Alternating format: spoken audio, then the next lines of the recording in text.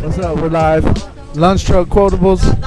What you got? You got something to say? All I gotta say today is I just want to thank God for letting me wake up, be here today, day after Labor Day, even though it's been hotter than when you already know. And you know, as football season comes up, starting this Thursday, you guys already know Cowboys are going to make it all the way, baby. Yeah, I want to thank God for another day as well. Amen. I had a good day at the beach yesterday. God is faithful. All the time.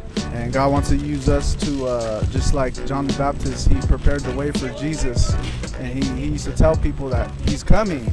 And I want to let you know that he's coming back. He's coming soon. He's coming soon. He's coming soon, Tommy. Yeah, right here. He's coming for Tommy. Good, everything right now. Hello. Catch you guys next time. So we're here today. It's Tuesday, and this is the beginning of our lunch truck quotables. Episode 1, season 1. What's up? Okay.